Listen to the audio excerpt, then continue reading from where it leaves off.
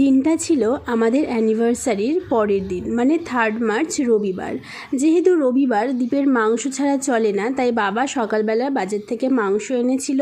তো আমি রান্না করেছিলাম, কারণ মায়ের শরীরটা কিন্তু এখনও 100% ঠিক হয়নি। ডাল, ঢ্যাঁড়স ভাজা, মাংস এসব রান্না করে খেয়ে দিয়ে একটুখানি ঘুম দিয়ে বরবউতে মিলে বেরিয়ে পড়েছি আমাদের বিয়ের আগের পুরনো একটা প্রিয় জায়গায়। সেখানে অনেকটা সময় কাটাবো বলে বেশ আগেই চলে এসেছি। সন্ধে তখন কটা বাজে, 6:30।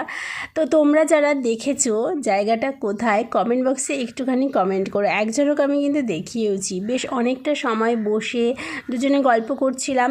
তার মাঝখানে দীপের একটু ফোন চলে এসেছিলো, ও ফোনে কথা বলছিল, আর ওখানে কয়েকটা ছেলে কাবাডি খেলছিল, সেটা দেখতেও বেশ ভালো লাগছিল।